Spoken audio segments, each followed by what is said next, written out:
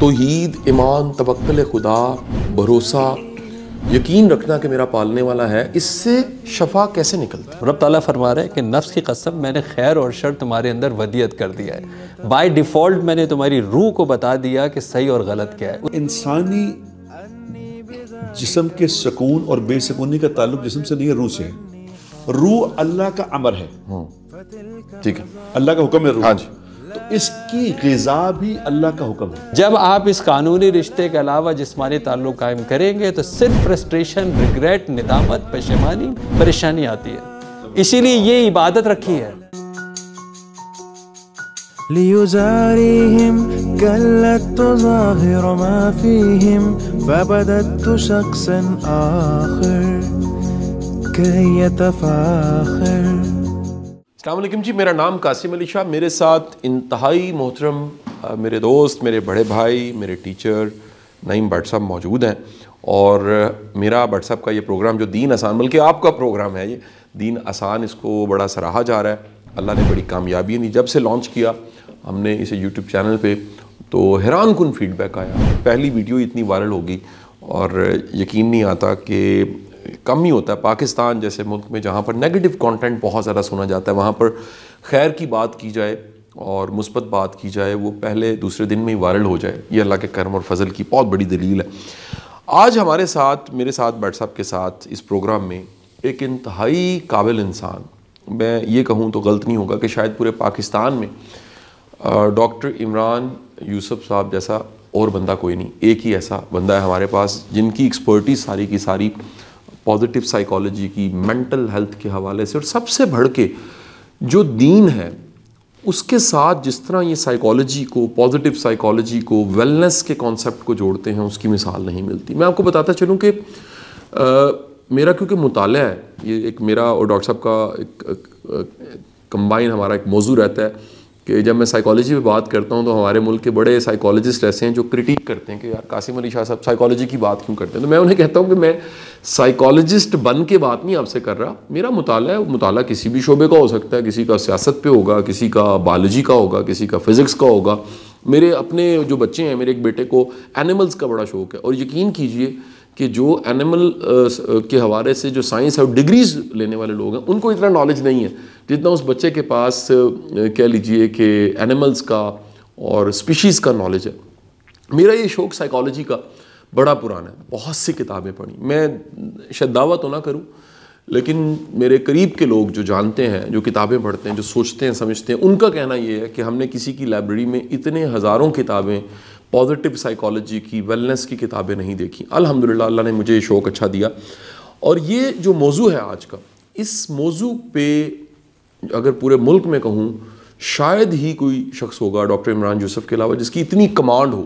Doctor صاحب نے P H D کی UK سے، اور ڈاکٹر صاحب کا جو سینٹر ہے کراچی میں ٹرانسفارمیشن، میں خود بھی وہاں گیا کئی دفعہ، کئی ایسے مسئلے اور چیلنجز ہوتے ہیں جس پہ بٹ صاحب ہیلپ لینی پڑتی ہے، لازمی نہیں کاؤنسلنگ ہی چاہیے ہوتی، کوئی ڈیسیژن ایسا کرنا ہے، کچھ خود کو سمجھنا ہے۔ بلکہ ان کے ادارے میں جا کے مجھے اپنی ایموشنل ایج پتہ لگی، مجھے اپنی مینٹل ایج پتہ لگی، مجھے اپنی فزیکل ایج تو مجھے پتہ نہیں 44 ہے، لیکن بڑی کام کی باتیں۔ ایک جملہ میں وہاں سے لے کر آیا، وہ ہے تو تعریفی جملہ لیکن میں سمجھانے کے لیے میں خود نہیں بعض اوقات سمجھ پا رہا ہوتا کہ یہ اللہ کا کرم کیا ہے۔ تو ان کی سائیکالوجسٹ نے بتایا کہ قاسم علی شاہ صاحب آپ کوئی دعویٰ شعویٰ نہ کریں، کوئی IQ بڑا، IQ ایوریج ہے، ایوریج IQ، یعنی ایک عام انسان کا جو IQ ہوتا ہے، لیکن ایک ایسا فیکٹر ہے جس کے ذریعے اللہ نے کرم اور فضل کر دیا، اور میں سمجھتا ہوں فیکٹر ہی کرم اور فضل ہے۔ نتیجہ تو دنیا دیکھ رہی ہوتی ہے، لیکن جو جس وجہ علت معلول کا قانون ہے، کاز اینڈ ایفیکٹ کو دیکھے تو ان کی سائیکالوجسٹ نے کہا کہ سر وہ ایٹیچیوڈ اور ڈٹرمنیشن اتنی اللہ نے دی ہے، یہ رویہ مثبت دیا ہے جس کی وجہ سے وہ لو ایوریج IQ بھی کمپلسیٹ ہو جاتا ہے۔ یہ میرے لیے ایک نئی لرننگ تھی۔ بٹ صاحب میں آپ کی طرف سے بھی شکریہ ادا کرتا ہوں ڈاکٹر صاحب کا، انہوں نے وقت نکالا۔ ہمارا آج کا موضوع دراصل تو دین کا ایک ایسا موضوع ہے جس کو اگین ٹی وی پہ، سوشل میڈیا پہ ٹچ نہیں کیا گیا، لیکن میرا پسندیدہ موضوع ہے۔ موضوع یہ کہ ایمان، اللہ پہ توکل، بھروسہ، اور جو ایمانی تقاضے ہیں وہ جب پورے ہوتے ہیں تو اس سے جو چیز جنم لیتی ہے وہ ہے ذہنی صحت۔ جسمانی صحت سے زیادہ ضروری ذہنی صحت، جو آج پاکستان کا نہیں دنیا بھر کا سب سے بڑا مسئلہ ویلنس کا پرابلم ہے۔ لوگ جسمانی طور پہ صحت مند، ذہنی طور پہ صحت مند نہیں ہیں۔ WHO کہتا ہے، ریکارڈز WHO کے بٹ صاحب بتاتے ہیں کہ ایک ترقی یافتہ ملک جو جیسے پاکستان ہے، اسپیسیفک پاکستان کی طرح کا کوئی ملک، اس میں 1/5 جو آبادی ہے اس کو کوئی نہ کوئی ذہنی چیلنج ہے۔ 1/5 اس کا مطلب یہ ہے کہ 20%، اس کا مطلب یہ ذرا سمجھ لیجیے، اگر ہم سپوز کر لیتے ہیں کہ ہماری آبادی جو ہے وہ 24 یا 25 کروڑ ہے، تقریباً 4-5 کروڑ لوگ جو ہیں، 4-5 کروڑ لوگوں کو کوئی نہ کوئی ذہنی چیلنج ضرور ہے، وہ سٹریس ہے، وہ انگزائٹی ہے، وہ ڈپریشن ہے، کوئی نہ کوئی چیلنج ضرور ہے۔ اور ایک مثال دے کے میں بات ختم کروں گا، میں کبھی نہ ٹریننگز دیتا تھا موٹیویشنز کی، سیلز کی، تو میرا ایک کلائنٹ تھا جو سیکیٹری کی دوائیں بیچتے تھے، تو انہوں نے مجھے بلانا چھوڑ دیا واٹس ایپ، آج سے 5 سال پہلے 4 سال پہلے کا واقعہ۔ تو میں نے ایک دفعہ انہیں ای میل کی کہ جی آپ کیوں نہیں بلا رہے، جواب نہیں آیا۔ تو جو ان کے مینیجر تھے، جو ٹریننگ مینیجر تھے، ان سے رابطہ فون پہ بھی تھا، تو انہوں نے کال کی کہ یار ای میل کا جواب نہیں دے رہے، آپ مجھے بلانا ہی چھوڑ گئے ہیں، پہلے سیلز موٹیویشن فورس ایک پوری ہم ریڈی کرتے تھے۔ انہوں نے کہا جی ہمیں ضرورت ہی نہیں ہے موٹیویشن کی اب، اور سیلز والوں کو بھی چیلنج نہیں ہے۔ میں کہا کیوں؟ کہتے ہیں انہوں نے، ان کا یہ جملہ تھا، ان کا اللہ کا شکر ہے دوائیں اتنی بک رہی ہیں، ذہنی صحت کی دوائیں اتنی بک رہی ہیں کہ ہمیں کسی کی موٹیویشن کی ضرورت نہیں، لوگ خود ہی لے کے کھا رہے ہیں، نیند نہیں آ رہی کھا رہے ہیں، انگزائٹی ہے کھا رہے ہیں، ڈپریشن ہے کھا رہے ہیں، ڈاکٹر تو لکھ کے دے ہی رہے ہیں یہ جو پاکستان میں تسی بھی کھا لو۔ یہ اتنا کامیاب کلیہ ہے کہ ہر کوئی طبیب بن چکا ہے۔ ڈاکٹر صاحب میں پہلے سوال سے آپ آغاز کرنا چاہوں گا۔ ہمارے ایک استاد محترم ہے، بلکہ بڑا استاد تو قوم کا استاد بن جاتا ہے، ان کا نام ہے احمد جاوید، بہت بڑا نام ہے، اللہ تعالیٰ نے بڑی بصیرت حکمت ان کو دی ہے۔ ان کا جملہ ہے کہ ایمان بذات خود شافی ہے، یعنی کہ جس طرح دوائی ہوتا ہے نا شافی ہے، ہمدرد کی دوائیوں پہ لکھا ہوتا ہے اور کرشی کی دوائیوں پہ لکھا ہوتا ہے اور ہمارے حکیموں کی دوائیوں پہ لکھا ہوتا ہے کہ یہ غذا شافی ہے، ایمان بذات خود شافی ہے، یہ ان کا ایک جملے کا مفہوم میں نے بتایا۔ میں ڈاکٹر صاحب آپ سے پوچھنا چاہوں گا کہ توحید، ایمان، توکل خدا، بھروسہ، یقین رکھنا کہ میرا پالنے والا ہے، اس سے شفا کیسے نکلتی؟ بسم اللہ الرحمن الرحیم، ونفس وما سواها فالہمہا فجورہا تقواہا قد افلح من زکاہا وقد خاب من دساہا، صدق اللہ العظیم۔ سب سے پہلے تو میں شاہ صاحب اور حضرت آپ کا بڑا شکر گزار ہوں کہ نفسیات کے ایک طالب علم کو آپ نے ایک دین آسان پروگرام کے اندر مدعو کیا۔ سائیکالوجی کا مطلب ہے اسٹڈی آف سول، اگر ابھی بھی آپ گوگل کریں گے تو آئے گا study of soul, psychology study of soul, یعنی اسٹڈی آف روح۔ مغرب کے اندر ہماری ساری زندگی گزری پاکستان آنے سے پہلے، اور مغرب نے بائی ڈیزائن اس سائیکالوجی کے اندر سے سول کو مائنس کیا اور کہا study of human behaviour. Civil پہ اس لیے بات نہیں کرنا چاہ رہے تھے کہ اگر سول کی بات کریں گے، روح کی بات کریں گے، تو پھر روح کے خالق کی بات کرنی پڑے گی، اور روح کے خالق کی بات کرنی پڑے گی تو بہت سارے خداؤں کے بعد عقل بھی کہے گی کہ ایک ہی خدا ہے، اور توحید کی بات کرنی پڑے گی۔ یہ بہت پچھلے آپ کہہ سکتے ہیں کہ پچھلے 1960 سے لے کے ابھی تک کی پوری کیمپین چلی، اور آج جب خودکشیوں کی تعداد اتنی بڑھ گئی اور دنیا کی ہر چیز انہوں نے استعمال کر لی، تب ان کو سمجھ میں آیا کہ نہیں، کوئی نہ کوئی حل اس کا کوئی ہوگا۔ تو اب بیک ٹو بیسک اس طالب علم کو یہ اعزاز حاصل ہے کہ اس نے مغرب میں بھی سول کو سائیکالوجی میں انٹروڈیوس کرایا، اور پھر پاکستان میں بھی آ کے سول کو واپس لے کے آیا، کیونکہ یہ منطق پہ پوری اترتی ہے۔ میں کہہ رہا ہوں فیتھ پہ تو اترے گی، لیکن یہ منطق پہ پوری اترتی ہے۔ جس آیہ مبارکہ کا سورہ شمس کی میں نے ذکر کیا، وَنَفْسٍ وَمَا سَوَّاهَا فَأَلْهَمَهَا فُجُورَهَا تَقْوَاهَا، نفس کی قسم، رب تعالیٰ فرما رہے ہیں کہ نفس کی قسم میں نے خیر اور شر تمہارے اندر ودیت کر دیا ہے، بائی ڈیفالٹ میں نے تمہاری روح کو بتا دیا کہ صحیح اور غلط کیا ہے۔ اس کی ایگزامپل یہ ہے کہ دنیا کا کوئی ماننے والا، دنیا کا کوئی بھی ریلیجن کا ماننے والا یا نہ ماننے والا، وہ یہ جانتا ہے کہ جھوٹ غلط ہے، وہ جانتا ہے کہ دھوکہ دہی غلط ہے، وہ جانتا ہے کہ وعدہ خلافی غلط ہے، وہ یہ نہیں چاہتا کہ اس کے ساتھ جو ہے وہ ناانصافی ہو، وہ چاہتا ہے کہ میں نے جتنے پیسے دیے ہیں اس سے کم کی چیز مجھے نہ ملے، پوری چیز مجھے ملے۔ تو آخر یہ والی بات بغیر کسی دین کو ایکسیپٹ کیے ہوئے کس نے بتا دی کہ صحیح اور غلط کیا ہے؟ تو اب یہ سمجھ میں آیا کہ جو صحیح اور غلط کی پہچان کو جو وائلیٹ کرتے ہیں وہ پھر ذہنی خلفشار کا شکار ہوتے ہیں۔ اور صحیح اور غلط کی پہچان میری روح کے اندر کہاں سے آئی؟ ودیت کر دی کس نے؟ میرے رب تعالیٰ نے۔ کیوں کہ قول رسول صلی اللہ علیہ وآلہ وسلم رب کے الفاظ ہیں، اللہ تبارک و تعالیٰ کا کلام وہ ہے کہ جو کہ براہ راست اس کے اوپر آیا. تو منطق کے اوپر کسی پروگرام کے اندر میں بتاؤں گا کہ منطق کے اوپر میں نے کیسے ثابت کیا کہ قرآن جو ہے وہ ہماری سو کالڈ ایکوائرڈ ریسرچ سے زیادہ ہے, کیونکہ ہم پی ویلیو کے لیس دین 5 رکھتے ہیں, یعنی 95% صحیح ہو تو دنیا کی ریسرچ کہتی ہے یہ صحیح ہے, اور قرآن پاک تو ایرر فری ہے جتنی بھی اس کے اوپر ریسرچ ہوئی ہے. تو جب مجھے یہ رب تعالیٰ کے قول سے یہ پتہ لگ گیا کہ میرے اندر صحیح اور غلط کی پہچان ہے, اور ہر دین کے ماننے والا اور ہر نہ ماننے والا بھی یہ جانتا ہے کہ صحیح اور غلط کیا ہے, تو پھر اس صحیح اور غلط کے اوپر آپ کو یہ سمجھ میں آ گئی کہ اگر مجھے بائی ڈیفالٹ صحیح اور غلط میرے اندر موجود ہے تو مجھے جو بھی اوور رائٹ ہوا ہے اس کے لیے اگر میں بیک ٹو بیسک جاؤں گا, جو کہ مجھے قرآن پاک سے ملے گا, جو کہ مجھے سیرت طیبہ سے ملے گا, تو مجھے اپنا یہ حل مل جائے گا. میں نے اپنی 28 سالہ ریسرچ کے اندر سائنس کو دربار مدینہ کے آگے گھٹنے ٹیکتے ہوئے. اللہ اکبر, اللہ, کیا خوبصورت آپ نے بات کی. اچھا ڈاکٹر صاحب, میں بٹ صاحب آپ سے بلکہ ایک سوال آپ سے پوچھوں گا, پھر آپ اس کو تھوڑا سا ری نریٹ کیجئے گا, تو آپ ڈاکٹر صاحب سے پوچھیے گا. ہم یہ سارے جو معاشرے میں لوگ اس معاشرے میں موجود ہیں, کیونکہ ہمارا دین آسان تو امہ کے لیے ہے, یہ صرف پاکستان تک محدود نہیں, لیکن بالخصوص پاکستان کے لیے اس لیے کہ جو چیلنج ہم یہاں پر دیکھتے ہیں ان کو موضوع کی شکل دے دیتے ہیں, مضمون بنا لیتے ہیں. ہمارے ملک اور معاشرے میں بظاہر دیکھا جائے تو پوری قوم مسلمان ہے. یہ جو منورٹیز ہیں یہ تو آٹے میں نمک ہے, ان کی تعداد بہت تھوڑی ہے. یہ ہجرت 47 کا واقعہ جب ہوا تو سیپریشن ہو گئی, تب چلے گئے, کچھ رہ گئے, بہت تھوڑے. انٹیریئر سندھ میں نے ہندو دیکھے ہیں, کچھ پارسی بہت تھوڑے رہ گئے ہیں, سکھ کچھ ہیں, کرسچنز ہیں, ان کی تعداد تھوڑی سی زیادہ ہے.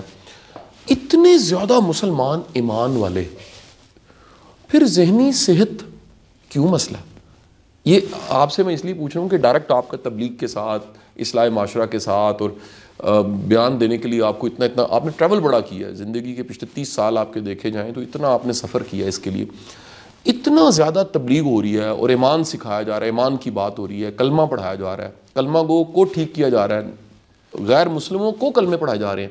لیکن جب آپ کا واسطہ پڑتا ہے آپ کو شک سا پڑتا ہے کہ یار بڑے لوگ ایسے ہیں جو ذہنی طور پہ صحت مند نہیں ہیں.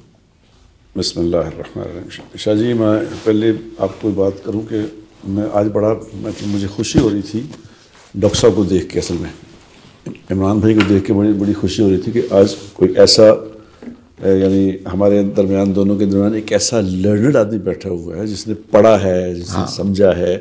اور انہوں نے ابھی جو بات کی ہے نا اس میں اس کی وضاحت ابھی یہ شاید ابھی کریں گے, یا میں پوچھنا چاہتا ہوں کہ انہوں نے کہا کہ میں نے سول کو انٹر کیا بیچ میں وہ ہوں جو پہلے, کیونکہ وہ بڑی انہوں نے خوبصورت باتیں کی ہیں کہ وہ سول کو نکال دیتے ہیں. تو یہ آپ مجھے تھوڑا پہلے بتائیں کہ آپ نے سول کو کیسے انٹر کیا, اس میں کیا مطلب, مجھے سمجھا اس کی سمجھائیں بات. دیکھیں, جیسے فار ایگزامپل ہم کہتے ہیں کہ حسد ہے, حسد ایک بیماری ہے. حسد جو ہے وہ ذہنی بیماری قرار دی جاتی ہے, جبکہ وہ ایک ذہنی بیماری وہ ایک ایسا ایکسٹریم رویہ ہے کہ وہ انسان خود جلتا ہے, اس کے بعد وہ کسی بھی حال کے اندر ہیل نہیں ہو پاتا جب تک وہ اس اللہ کی تقسیم پر راضی نہ ہو جائے. تو ہم یہ کہتے ہیں کہ جو حسد ہے یہ روحانی بیماری ہے, یہ ذہنی بیماری نہیں ہے, کیونکہ یہ اللہ کی تقسیم پہ راضی نہیں ہے, اس کا مطلب ہے کہ اللہ سے راضی نہیں ہے. دوسری طرف یہ ہے کہ جو ہمارا دین ہمیں یہ بتاتا ہے, اور وہ خوبصورتی ہے توبہ کی, یعنی وہ توبہ کا دروازہ ہمیشہ کھلا رکھتا ہے. اور اگر ہم صحابہ کرام کی زندگی دیکھتے ہیں, obviously اس کے سٹیپس ہیں جو ہم نے پڑھے, ہم صحابہ کرام کی زندگی دیکھتے ہیں کہ ان کی حضرت خالد بن ولید کی زندگی اگر ہم دیکھتے ہیں کہ اسلام لانے سے پہلے اور اسلام لانے کے بعد جو ہے وہ ان کو کیا مرتبہ عطا ہوا, وہ صرف کس وجہ سے تھا کہ ایک توبہ کا راستہ کھلا ہوا تھا. اور ہم جب اس گلٹ فیکٹر کے اندر اپنے مغرب کے اندر دیکھتے ہیں, ان کی سائیکالوجی کے اندر, کنونشن سائیکالوجی میں, کہ وہ لیٹ گو ہی نہیں کر پاتا, وہ اس گلٹ سے نہیں نکل پاتا, اور وہ یہ سمجھتا ہے کہ جی میرے پاس زندگی ختم کرنے کے علاوہ اور کوئی آپشن ہی نہیں ہے. یعنی وہ امید کے اوپر تالا لگا دیتے ہیں, وہ ہوپ پہ تالا جو ہے وہ لگا دیتے ہیں. اسلام ایک ایسا واحد خوبصورت مذہب ہے کہ رب تعالیٰ یہ کہتا ہے کہ دروازہ تمہارے لیے ہر وقت کھلا ہے, اور یہ شرائط کے ساتھ جب تم میرے پاس واپس آتے ہو میں تمہیں دوبارہ قبول کر لیتا ہوں. دنیا کے دروازے بند ہوتے ہیں, رب تعالیٰ کا دروازہ بند نہیں ہوتا. رب تو نہ آنے پہ ناراض ہوتا ہے, اللہ اللہ ایسے ہے نا, وہ تو وہاں پہ آنے. تو اس طرح ایسے ہم نے بہت سارے, یعنی میں نے تو اس حد تک بھی گیا ہوں کہ میں نے جو ہمارے ہاں جو دوائیوں کے شاہ صاحب آپ نے ذکر کیا کہ یہ سب نیورو ٹرانسمیٹر کہلاتے ہیں نا, ڈوپامین کے لیے ہم جو ہے وہ کہتے ہیں جو ہے آکسیٹوسن ہے, میں نے تو قرآنی آیات اس کے اندر سے تلاش کر پایا ہوں کہ جی وہ قرآنی کون سی آیات ہے اور وہ کون سا احکام ہے جس کی وجہ سے ڈوپامین بنتا ہے, جس سے آکسیٹوسن بنتا ہے, جس سے اینڈومورفنز بنتا ہے, کہ یعنی اگر ہم ان چیزوں کو اختیار کریں تو پھر ہمیں یہ دوائیاں پھانکنے کی ضرورت نہ پڑے, ہمیں یہ پیناڈول کھانے کی ضرورت نہ پڑے اگر ہم اینڈومورفنز کو جو ہے وہ جگاتے ہیں. تو یہ جو ریالٹی ملی نا اس کے اوپر, یہ پھر وہاں سے سمجھ میں آیا. دیکھیں کیتھ مور نے اس کو ایمبریولوجی کے اوپر نوبل پرائز ملا ہے, کینیڈا کا ہی ہے, میری ظاہری زندگی وہاں پہ گزری. نوبل پرائز اس کو ملا ہے کیتھ مور کو ایمبریولوجی کے اوپر, اور اس کو کس بات کے اوپر ملا, وہ 3 ڈارک اسٹیجز کون سی ہیں جو ریسرچ کے اندر نہیں آ رہی تھی, کیمریز کے اندر نہیں آ رہی تھی, اس سیل سے لے کے اور اس نطفے سے لے کے فیٹس تک جانے کی, وہ 3 اسٹیج اس نے قرآن پاک سے حاصل کیے. اور اس نے بتایا کہ یہ وہ 3 اسٹیجز ہیں جو مجھے قرآن پاک سے ملے, اور اس نے ڈیڈیکیٹ کیا, اس نے اس پوری اپنی نوبیل پرائز کو ڈیڈیکیٹ کیا ہوا ہے کیتھ مور نے ایمبریولوجی کے اوپر قرآن, جس پہ میں نے کہا نا کہ یہ گھٹنے ٹیکے کی دربار مدینہ پہ سائنس کی جو ہے وہ ریسرچ. اب یہ سوال بٹ صاحب میرا آپ سے بھی ہے, اچھا پہلے والا سوال پڑا ہوا ہے وہ ابھی کچھ چھٹی نہیں ملی ہے آپ کو. ایک سوال آپ دونوں سے, دونوں قابل لوگ میرے سامنے بیٹھے ہیں, بٹ صاحب کا دین کا ایکسپوجر ماشاء اللہ, قرآن فہمی, اور بڑا میں تو خود ان سے سیکھتا رہتا ہوں. اچھا سوال یہ ہے کہ دیکھیں قرآن میں اللہ کہتا ہے کہ آپ کو اطمینان قلب نہیں ملے گا, اور اگر ملے گا اس کو کنڈیشن کیا ذکر الہی سے, میرے ذکر سے.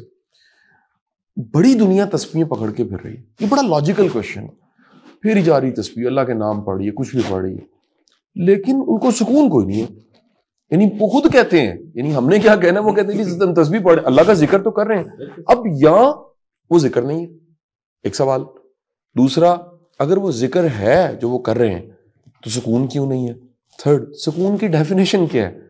یہ سوال قرآن میں ہو چکا ہے کہ وہ اس نے ایک راہب نے سوال کیا, آپ صلی اللہ علیہ وسلم سے سوال کیا کہ جی یہ بتائیں گے, وہ لمبی بات ہے لیکن میں اس میں سے ایک پورشن بتاتا ہوں آپ کو.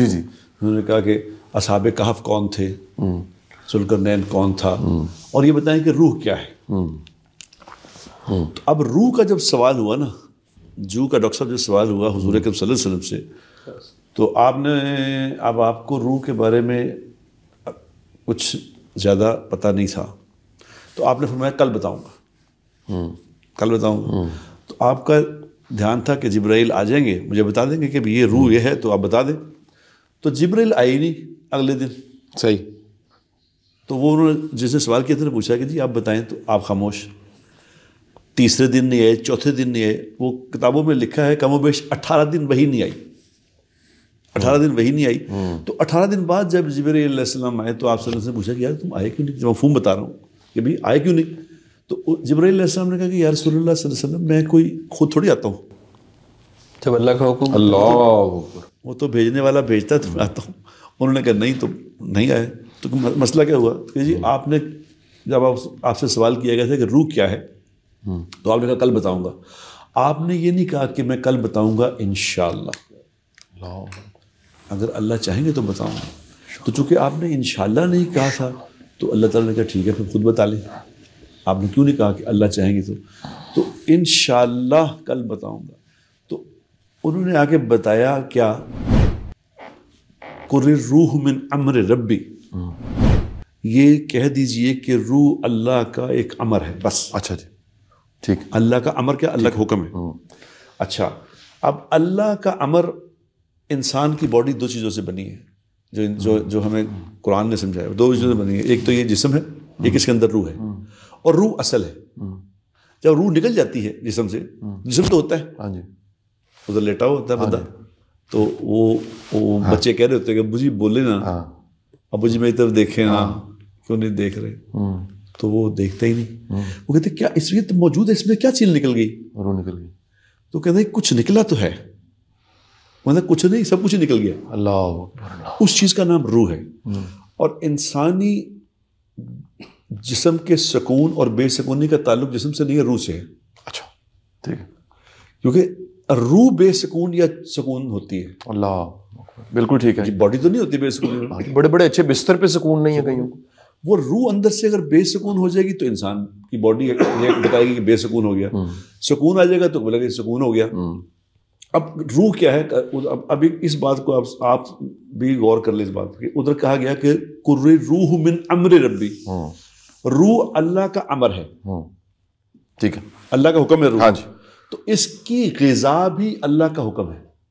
اللہ اکبر, اللہ, کیا خوبصورت آپ نے پہلو بتایا جی. اللہ کا حکم ہی ذکر ہے بیسیکلی, اس کو ماننا, اللہ کا فالو کرنا. جو روح کی بھی غذا ہے, باڈی کی بھی غذا ہے. جی جی ٹھیک ہے. باڈی اگر انفٹ ہو جائے تو پتہ چل جاتا ہے کہ یار روٹی نہیں کھاتا, کھانا نہیں اس نے کھایا تو کمزور ہو, باڈی کمزور ہو, اور 2-3 دن کھانا نہ کھائے تو بالکل ختم ہو جاتا ہے, پتہ لگے جی اس نے اس کو غذا نہیں ملی. اسی طرح روح بھی کمزور ہوتی ہے. روح کی غذا ہے اللہ کا حکم. جب اب مثال سے بات سمجھاتا ہوں, سمجھ آئے گی. اب ایک آدمی ٹھنڈ میں نماز پڑھتا ہے, ٹھیک, ٹھنڈے پانی سے وضو کیا, ٹھنڈے پانی سے وضو کر کے سویا ہوا تھا, اٹھ کے بس بڑی مشکل سے اٹھ کے وضو کیا, اور وضو کر کے نماز پڑھی. نماز پڑھ کے اس کو ایک عجیب طرح کا سکون ملتا ہے. صحیح, بالکل ٹھیک ہے. اب اس نے مشقت کی ہے, سکون کس بات کا ہے؟ نمبر 1. اب مثال کے طور پہ کسی آدمی کی کوئی ضرورت مند ہے, جیسے ڈاکٹر صاحب نے فرمایا کوئی ضرورت مند آدمی.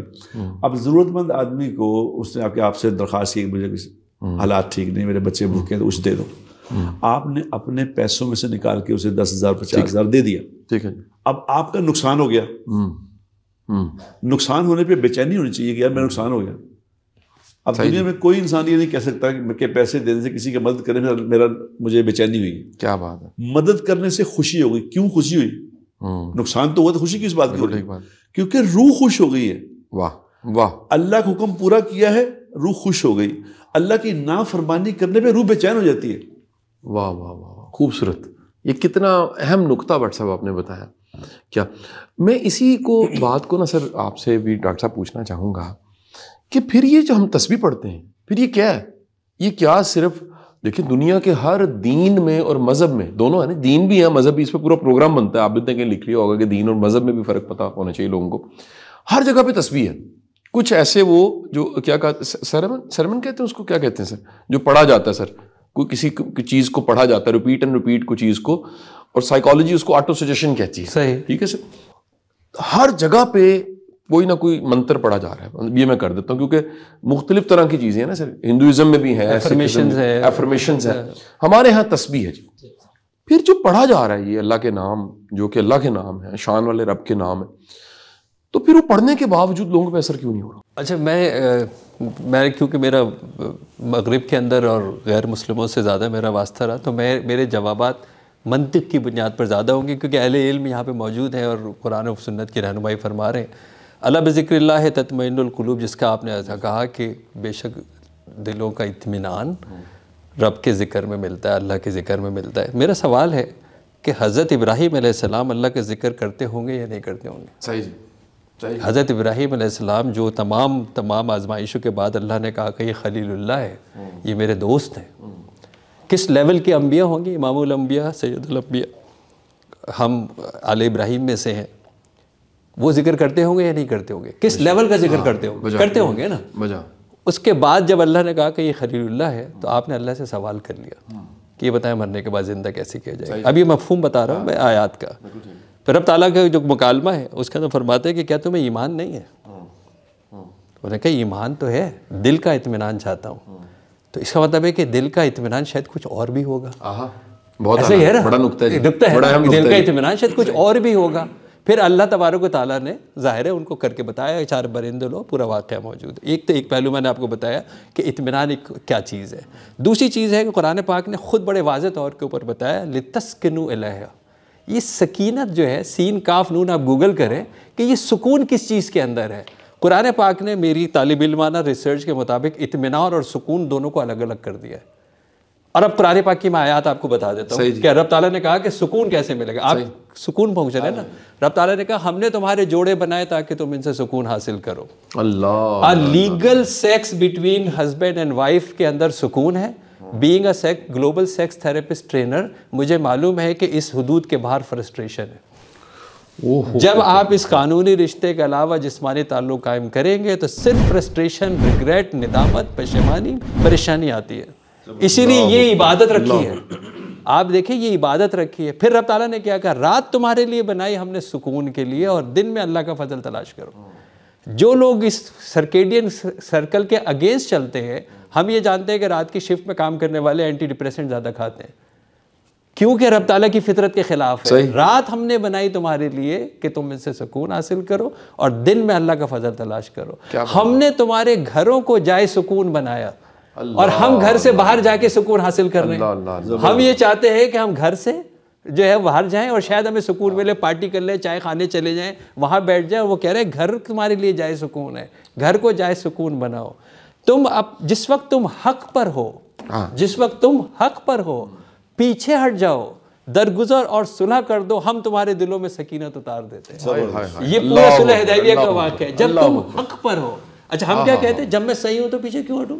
ارے میں نے تو ایسی بولتی بند کرائی ہے اس کی, کیونکہ میں تو صحیح تھا. وہ کہہ رہے ہیں جب حق پہ ہو اور پیچھے ہٹ جاؤ اور درگزر اور صلح کر لو تو ہم تمہارے دلوں میں سکونت اتار دیتے ہیں. اور بھی بہت ساری جگہ. ایک اور بڑا خاص واقعہ ہے, غار ثور کا پورا واقعہ قرآن پاک کہہ رہا ہے. جب حضرت ابوبکر صدیق نے کہا تو رسول پاک اللہ تبارک و تعالیٰ فرماتے ہیں کہ تمہیں کیا ہو گیا ہے جب تمہارا دوست تمہارے ساتھ موجود ہے. اور پھر ہم نے ان کے دل میں سکینت اتار دی. دوست سکون کا باعث ہے. آج ہمارے ہاں سکون نہیں ہے اس لیے کہ ہمارا دوست کوئی نہیں ہے. اور یہ غلط فہمی بھی کسی اور پروگرام میں جو ہے کریں گے کہ میاں بیوی دوست نہیں ہوتے. صحیح, میاں بیوی دوست نہیں ہوتے. دوست ایک امپارشل نیوٹرل شخص ہوتا ہے. تو ہمارے پاس دوست نہیں ہے. دوست کو اللہ نے بتایا سکون کا باعث ہے, صلح درگزر کو اللہ نے بتایا سکون کا باعث ہے, گھر بتایا سکون کا باعث ہے, رات کی نیند بتایا سکون کا باعث ہے, میاں بیوی کے اچھے تعلقات کو بتایا سکون کا باعث ہے. تو جب ہم یہ سب کر ہی نہیں رہے تو پھر ہمیں سکون کہاں سے ملے گا؟ اور پھر ایک اور بات اگر آپ کی اجازت ہو, سورہ قریش آپ پڑھیے. سورہ قریش کے اندر اس پہ آپ کو وہ پہلا سوال بھی مل جائے گا کہ ہم سارے مسلمان ہیں تو کیوں ہیں. سورہ قریش کے اندر رب تعالیٰ یہ واضح طور پر فرما رہا ہے کہ تمہیں کیا ہو گیا ہے کہ تم اس رسول کی نہیں مانتے.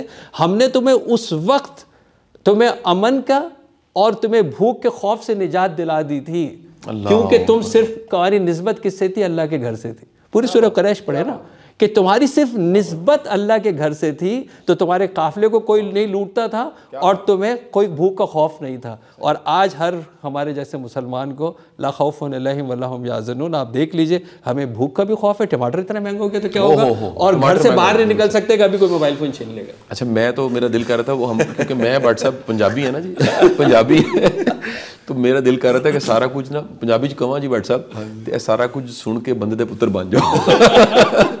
ہم جو سکون ڈھونڈ رہے ہیں, جہاں ڈھونڈ رہے ہیں, مجھے وہ ایک چھوٹا سا لطیفہ آپ کی اجازت سے, دو منٹ کا لطیفہ. ایک صاحب نے نا اپنی کھڑکی کھولی تو دیکھا کہ دن کا وقت ہے اور ایک بوڑھا شخص سامنے پاک ہے, اس میں کچھ ڈھونڈ رہا ہے. تو وہ بوڑھا شخص جو تھا نا وہ بڑا حیران ہوا. اس نے جا کے اسے پوچھا کہ کیا ہوا؟ کہتا ہے میری نا چابیاں گم گئیں, میں ڈھونڈ رہا ہوں. تو وہ بھی ہیلپ کرنے لگ پڑا, کوئی بینچ اٹھایا, کوئی ادھر ڈھونڈا. شام ہو گئی تو بڑا پریشان ہوا بوڑھا بھی کہ یار آپ جائیے, خیر ہے میں ڈھونڈ لوں گا. اس نے کہا نہیں آپ بزرگ ہیں, میں آپ کی ہیلپ کرتا ہوں. تو کہاں کوئی اندازہ؟ اس نے کہا گری تو میرے بیڈ روم میں تھی. اس نے کہا اللہ کے بندے, بیڈ روم میں گری تھیں تو ڈھونڈ پارک میں کیوں رہے ہو؟ ہم سکون کو جہاں پر تلاش کر رہے ہیں وہاں سکون نہیں پڑا ہوا. میں ایک کوئکلی کویشچن پھر اگین دونوں سے پوچھوں گا, بٹ صاحب آپ نے بھی انپٹ دینی ہے.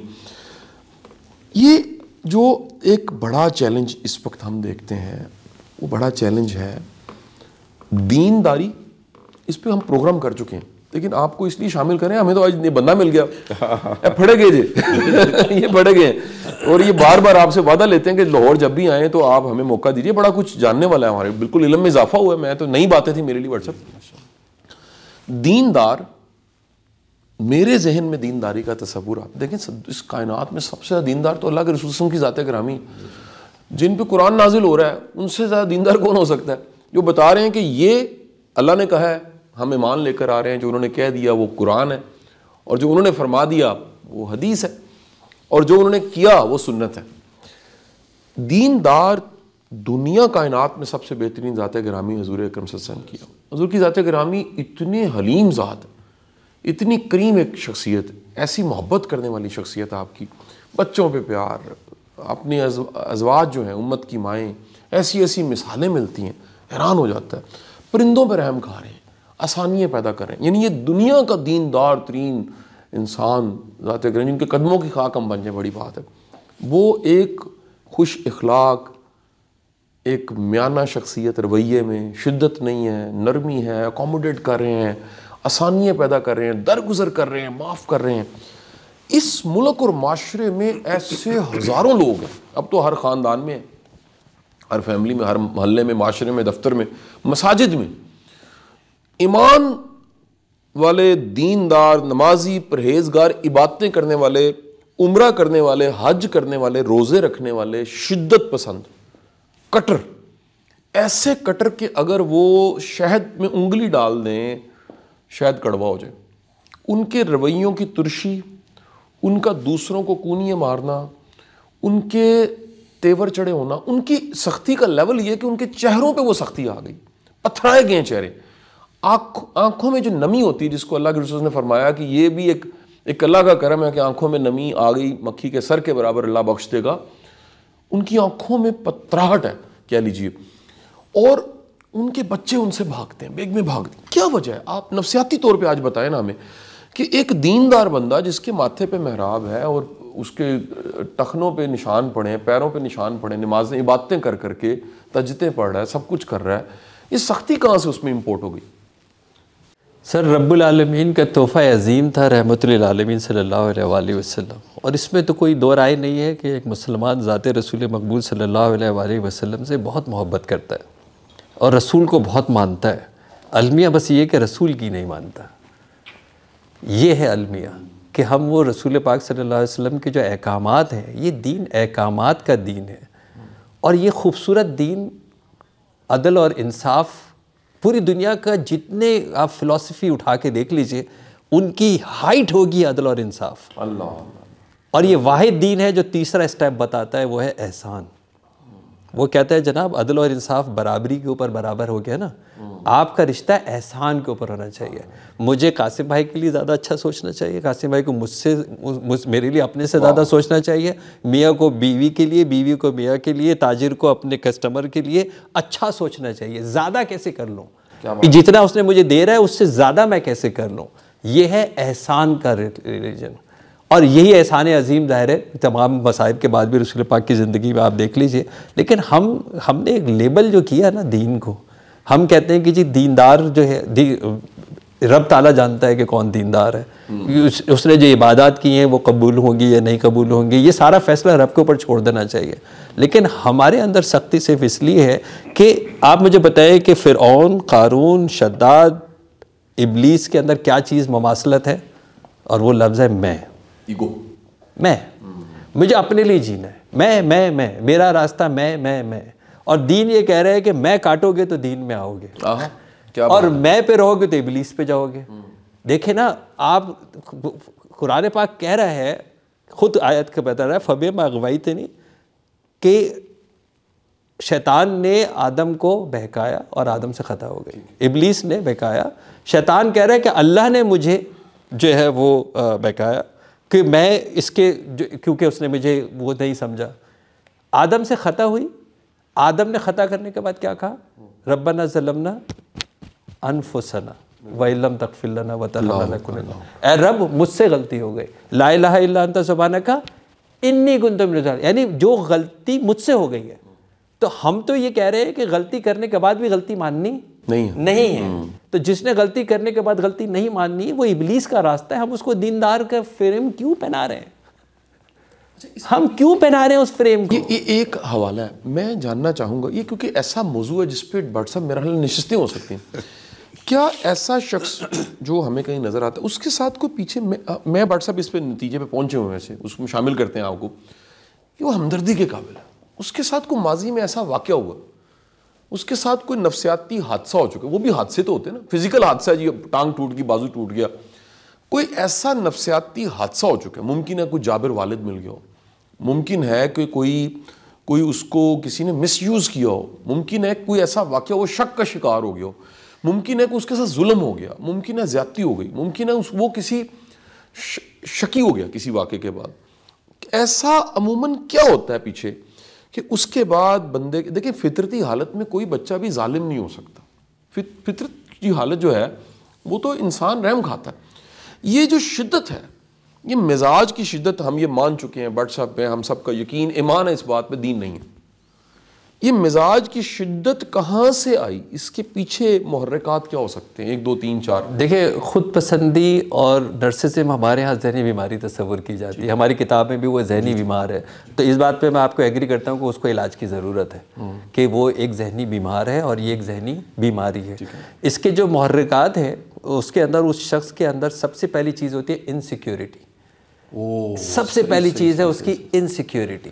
دوسری چیز اس کے ہم نے جو اپنے تجربے میں دیکھا کہ بچپن میں جہاں وہ بول نہیں سکا، یعنی وہ جب اس کے اوپر کوئی تشدد ہوا یا اس نے کوئی غلط چیز دیکھی اور اس کے پاس اختیار نہیں تھا کہ وہ بول سکے، یعنی اس دباؤ کی وجہ سے، اس جبر کی وجہ سے جو اس کے اندر دبا ہے، آج اس کو جیسے ہی تھوڑا سا اختیار ملا وہ پھٹ رہا ہے. صحیح. کیونکہ وہ جو جمع تھا نا وہ مطلب وہ غبارہ پھٹ رہا ہے. ٹھیک ہے. کیونکہ اس وقت وہ بول نہیں سکا تھا. دوسری چیز اس کو یہ ہے کہ وہ اپنے آپ کو کمتر سمجھتا ہے. انفیریٹی کمپلیکس ہے، وہ اپنے آپ کو کمتر سمجھتا ہے اور اس کمپیریزن اور کمپٹیشن کے اندر اپنی اس کمتری کو اس رویے سے جو ہے وہ شو کرنا چاہتا ہے کہ اس سے پہلے کہ آپ ایک اور دوسرا وہ اپنے آپ کو دفاع کے لیے بھی یوز کرتا ہے. اس سے پہلے کہ آپ مجھے ٹارگٹ کریں میں چڑھائی کر دوں. بڑی اہم بات ہے. وہی اسی انسیکیورٹی کی وجہ سے وہ اٹیک کر دیتا ہے. اٹیک جو ہے وہ کر دیتا ہے. اب وہ آہستہ آہستہ وہ اس کو عادت اتنی پکی ہو چکی ہوتی ہے کہ اس کو سمجھتا ہے کہ میرے دفاع کا راستہ صرف یہی ہے اور وہ اپنے اس دفاع کے لیے یہ والی چیز جو ہے وہ کر رہا ہے. اچھا ایک تو اس کی اپنی ذات ہے بٹ صاحب، لیکن یہ دوسروں کے لیے ایسے کیوں ہوتے ہیں؟ لیکن ایسے لوگ ججمنٹل زیادہ ہیں، دوسروں کو پرکھ رہے ہیں، دوسروں کو رائے دے رہے ہیں، ایسا کیوں ہوتا ہے؟ میں صرف یہ پوچھنا چاہتا ہوں ڈاکٹر صاحب سے، کیونکہ آج ہمارے پاس قابو آ گئے ساڑھے تو قابو ہم پوچھنا یہ چاہتا ہوں کہ سائیکلوجیکلی، ویسے تو دینی طور پہ تو کچھ سمجھ ہمیں اللہ کا شکر ہے کچھ سمجھ ہے تھوڑی بہت کہ بھی کیا مسئلہ ہے اس کا. مسئلہ سائیکلوجیکلی آپ مجھے یہ بتائیے کہ جب کوئی آدمی اس طرح کا ہو جائے جو دوسروں کے لیے ایک مصیبت بن جائے، پورا گھر کے لیے مصیبت بن جائے، دوستوں کے لیے مصیبت بن جائے، اور وہ اتنی، کیونکہ جو حدیث میں تو یہ لکھا ہے نا کہ جو نرمی سے محروم ہو گیا وہ ساری خیر سے محروم ہو گیا. صحیح، ٹھیک ہے نا. اب ایک اتنی بڑی ساری خیر سے محروم ہو گیا تو اب اس کو واپس لانے میں کیا سمجھتے ہیں کہ کیا چیز ہے کہ جس سے اس کی محنت کر کے اس کو واپس لایا جا سکتا ہے؟ دیکھیں ہم اس طرح کے کیسز کے اندر ہمیشہ سپورٹ سسٹم ڈھونڈتے ہیں. سپورٹ سسٹم کا مطلب یہ ہوتا ہے کہ وہ کون سی ایسی شخصیت ہے کہ جس کی یہ بات مان لے گا، جس کے لیے یہ قابل توجہ ہو جائے گا، جس کے لیے اپنے آپ کو بات کرنے کے لیے تیار ہو جائے گا، جس کو یہ دکھانے کا. اور ہم نے تو اکثر پوتی کو دادا کے لیے بھی استعمال کیا ہے کہ وہ اور کسی کی نہیں مانتے لیکن اس بچی کی بڑی اہم بات شاہ جی، بڑی اہم بات کہ ہم نے نا اس کو استعمال کیا ہے کہ وہ اس کے کہنے پہ اس کے اوپر جو ہے وہ آ گئے ہیں. اور جب یہ ٹوٹتے ہیں نا، obviously یہ لوگ اصل میں آنا کہ اس لیول پہ چلے جاتے ہیں کہ یہ کہتے ہیں کہ ہم ٹوٹنے کے لیے تیار ہیں، جھکنے کے لیے تیار نہیں ہیں، کیونکہ انہوں کا ایک خول بنا ہوا ہوتا ہے. لیکن ہم کیونکہ ظاہر ہے کہ امپارشل لوگ ہیں، ایک نیوٹرل لوگ ہیں، پھر ہمارے آگے وہ ٹوٹنے کے لیے تیار ہو جاتے ہیں. اور جب وہ ٹوٹتے ہیں تو پھر یہ ساری چیزیں بتاتے ہیں. ایک اور چیز مجھے آپ کی اس بات سے یاد آئی ہے کہ بہت میجورٹی کے اندر ہم نے ان کے ہاں ماں باپ کے رویے کے اندر بڑا اختلاف دیکھا ہے. یعنی جہاں ماں باپ یا میاں بیوی کے اندر اختلافات بہت زیادہ ہوتے ہیں، ان کے بچوں کے اندر یہ ایک چیز جب پنپ لیتی ہے، کیونکہ وہ کسی ایک کو ظلم سہتا ہوا دیکھ رہے ہوتے ہیں اور وہ غصہ اندر دب رہا ہوتا ہے اور اس وقت اب اس کے بعد ان کی شخصیت سازی کے اندر ظاہر ہے وہ چیز کاربن کاپی کی طرح ان کے اوپر کاپی ہو رہی ہوتی ہے. تو یہ بھی محرکات میں سے ایک ہوتا ہے. لیکن یہ میں کہتا ہوں کہ یہ قابل علاج ہے، ان کو علاج کی ضرورت ہے. بڑا چیلنج ہوتا ہے کہ ان کو لایا کیسے جائے. تو وہ ایک سپورٹ سسٹم جو ہے وہ ایک ایسی چیز ہے کہ جو ان کو وہاں تک جو ہے وہ لا سکتے ہیں. اس میں ڈاکٹر صاحب یہ ضروری نہیں کہ یہ جو جیسے شاہ صاحب نے فرمایا کہ چونکہ یہ انہوں نے اس کو مطلب اس پہ زور اس لیے دیا ہے کہ یہ توقعات ہم دنیا کے لوگوں سے جو دیندار نہیں ہیں ان سے تو کرتے ہیں کہ چلو یہ اس کو پتہ نہیں، دیندار سے ہم کرتے نہیں. جیسے مجھ سے لوگ مطلب میں اگر کوئی اس طرح کی شدت اور سختی اور یعنی اس طرح کی کیفیت کروں گا تو لوگ مجھ سے اس کی توقع نہیں کرتے. تو جب میں کروں گا اس طرح تو لوگ پھر صرف وہ یہ نہیں کہیں گے کہ نہیں بٹ نے کیا ہے، وہ یہ کہیں گے کہ مولوی ہے یہ ہو جائے. تو میری اس وجہ سے پورے دین پہ ایک نقصان ہوگا. وہ اس لیے اس کو زیادہ ایمفیسائز کیا انہوں نے. لیکن یہ ہر انسان ہو، دیندار ہو بغیر دیندار ہو، سختی تو نہیں چلتی نا. معاملہ سختی والا تو ہے. تو جہاں بھی سختی آئی ہے میں نے تو یہی دیکھا کہ وہ تباہیاں ہی پھیر دی. سختی نے تباہیاں. اب آپ سے جو ہم یہاں چاہ رہے تھے کہ وہ یہ جیسے آپ نے بڑی اچھی بات بتا دی کہ اس کو اسپورٹس سے آپ نے کہا. دوسری شاہ صاحب بڑی اہم بات میں بتائی ہے، وہ کیا کہ گھروں میں یہاں پہ اس بات سے میں آپ کو سننے والے بہن بھائیوں کو کہتا ہوں، دیکھو میاں بیوی جو ہیں، میاں بیوی، ان کے رویے اولاد پہ بڑا اثر کرتے ہیں. بہت زیادہ. یہ رویے میاں بیوی کی آپس کی محبت اگلی اولاد کو بہترین انسان بننے میں مدد دیتی ہے. اور میاں بیوی کی لڑائیاں، میاں بیوی کے ایک دوسرے سے مار کٹائیاں اور لفظی لڑائیاں، یہ آگے بچوں کو ایک نفسیاتی کیس بنا رہی ہوتی ہیں. ایسا ہی ہے، بالکل ایسا ہی ہے، 100% ایسا ہی ہے جیسا آپ فرما رہے ہیں. اس سے اجتناب کیا جائے. اور شاہ جی میں ذکر کے بارے میں آپ کو ایک بات بتاؤں، میرے ذہن میں آئی تھی، میں بتا دوں. ذکر جو کہتے ہیں نا جی، فَاذْكُرُونِي أَذْكُرْكُمْ، ٹھیک ہے، تم میرا ذکر کرو میں تمہارا ذکر کروں. صحیح. ذکر کرنا صرف تسبیح پھیرنا نہیں ہے جی سر، یہ جو ہم کر رہے ہیں بھی ذکر ہے. بالکل ایسے ہی. ذکر تذکرے کو کہتے ہیں، تذکرہ کرنا، تذکرہ. اور ذکر ایک ہوتا ہے ذکر کرنا، اللہ کا ذکر کرنا، ٹھیک ہے، ایک تو یہ کہ تسبیح پھیر اللہ کا ذکر. ایک ہے اللہ کو یاد رکھنا. جو اللہ کو یاد رکھے گا نا، یہ ہے اصل ذکر. اللہ اکبر، اللہ اکبر. کہ میری آنکھ بہت خوبصورت بات کہی ہے. ہاں، اس کا عمل بھی ویسے ہی ہوگا جو اللہ کو یاد کرے گا. بہت خوبصورت بات کہی. خوبصورت. اگر آنکھ میری غلط دیکھ رہی ہے نا، تو اگر مجھے اللہ یاد ہے تو مجھے پھر آنکھ نہیں. کیا خوبصورت بات ہے، بڑے سے بڑی خوبصورت بات کی آپ نے، بہت ہی اللہ، ماشاء اللہ. اور اگر میں جھوٹ بولنے لگا ہوں تو اللہ اگر مجھے یاد ہے تو میں جھوٹ نہیں بول سکوں گا. بالکل صحیح، کیونکہ یہ انسانی فطرت ہے. بالکل صحیح. تو یہ ذکر جو ہے یہ اللہ کے نبی صلی اللہ علیہ وسلم نے سکھایا ہے. کیا سکھایا؟ ہر موقع پہ ایک دعا جو بتائی ہے نا حضور اکرم صلی اللہ علیہ وسلم نے، وہ اصل ذکر. بالکل صحیح. اصل ذکر وہ ہے کہ وہ دعا کیا کہ کھانا کھانے لگا بسم اللہ پڑھ کے کھانا کھاؤ. بالکل صحیح. دروازہ بند کرنے لگے بسم اللہ پڑھ کے دروازہ بند کرو. اللہ اکبر. رات کو حدیث میں آتا ہے کہ جو رات کو اگر بسم اللہ پڑھ کے آپ نے لائٹ آف کی ہے، اس گھر میں کبھی آگ نہیں لگ سکتی. اللہ اکبر، اللہ اکبر. کتنا بڑا ہے. اس گھر میں کبھی شارٹ سرکٹ نہیں ہوگا. کیا بات ہے، کیا بات ہے. جو بسم اللہ پڑھ کے دروازہ لاک کر دے گا، دروازہ بند کر دے گا، دنیا جہان کے ڈاکو بھی آ کے اس کو نہیں کھول سکتے. اللہ اکبر، اللہ اکبر. یہ ہے اللہ کو یاد رکھنا. یہ نبی نے سکھایا ہے کہ اللہ کو موقع موقع پہ یاد رکھو. اس سے یہ ہوگا کہ صحیح آپ کو اللہ یاد رہے. جی اچھا بھائی صاحب، اب ایسا ہے یہ نا، ہمیں وہ کہتے ہیں مکدی مکائیے. تو آج کا پروگرام سچی بات بتاؤں، یقیناً آپ کے ساتھ بھی ہوا ہوگا کہ ایک انتہا کی تشنگی کو چھوڑ کے ہم چاہیں. اتنے موضوعات ہیں. ایک دن ایک صاحب مجھے مل کے، ان کے ساتھ میں پوڈ کاسٹ کر رہا تھا، وہ جنوں کے ایکسپرٹ تھے، جنوں کے. وہ بھٹ صاحب وہ تو سیریز کرنی پڑ گئی. وہ میرے پاس سوال اتنے تھے، اتنے سوال اور اتنی باتیں ہیں جنوں کے بارے میں. وہ بہرحال جی وہ میرے سوال ہی تھے. میں نے انہوں نے اپنا اوپینین دے دیا. میرے سوال آج بھی کوئی 90% سوال وہیں بیچارے کھڑے ہیں کاسا لے کے، کوئی جواب دے دے.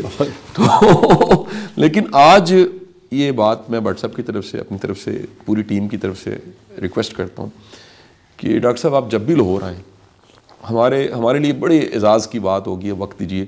اتنے موضوعات میرے پاس آئے ہیں. میں نے ساتھ 2-4 بار فون اس لیے پکڑا، میرے میموری اسپین کا بڑا مسئلہ. آپ کو پتہ ہے میں اسپیشلی ان سے ٹریٹمنٹ کے لیے چلا گیا. میں کہا جی میری اٹینشن اسپین بڑا کم ہے. ان کا یہ گڈ سائن، اس کا مطلب پروگرس ہو رہی ہے نا. کوئی ونڈوز کھلی ہوئی ہیں، کھڑکیاں کھلی ہیں تو ہوائیں آ رہی ہیں. تو میں نے وہ کئی چیزیں نوٹ کر دی. جی ڈاکٹر صاحب نئے موضوعات کے ساتھ دوبارہ بات چیت کرتے ہیں.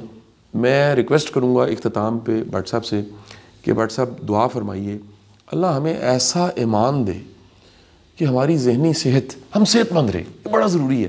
ذہنی صحت، دیکھیے ذہنی صحت آخری سانس تک رہنی چاہیے. جسم کمزور ہوتا ہے، بیماریاں لگتی ہیں، لیور فنکشن، اس کے بعد کڈنی فنکشن، لنگز فنکشن، وقت کے ساتھ ساتھ آخر کار ڈکے کے پروسیس کی طرف.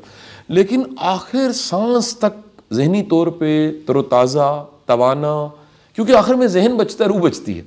روح نے نکلنا پیچھے، ذہن نے بھی نہیں بچنا. یہ ذہن کی صحت کے لیے دعا فرمائیے. شاہ صاحب آدمی مرنے والا بھی ہوگا نا، اس کی ذہنی صحت بالکل ٹھیک ہوگی. کب؟ کس کی ٹھیک ہوگی؟ جس کی روح طاقتور ہوگی. صحیح. روح اگر ٹھیک، کیونکہ صحت تو جسمانی، روحانی صحت تو روح سے ہے نا. جی جی جی. تو روح اس کی صحت مند ہوگی روح اس کی صحت مند ہوگی جس کی روح کو اس کی غذا ملتی رہی ہوگی اور وہ اللہ کے احکامات ہیں. بالکل ٹھیک.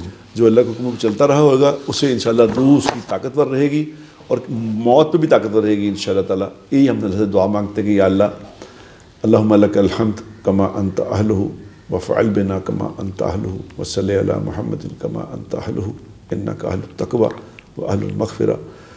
یا اللہ تیرے نبی صلی اللہ علیہ وسلم نے ہمیں سکھایا ہے کہ کسی کا تسمہ بھی ٹوٹ جائے تو بھی اللہ ہی سے مانگے. اللہ تیرے سوا کس سے مانگے؟ کسی کے پاس ہے کچھ نہیں، مانگے کیا کسی سے؟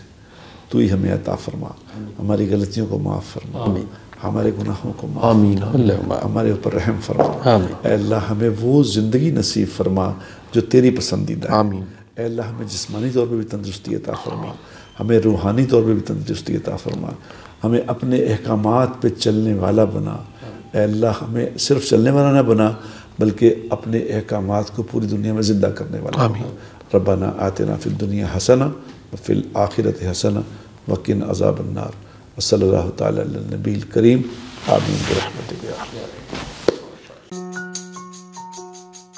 ليزاريهم كلت تظاهر ما فيهم فبدت شخصا آخر كي يتفاخر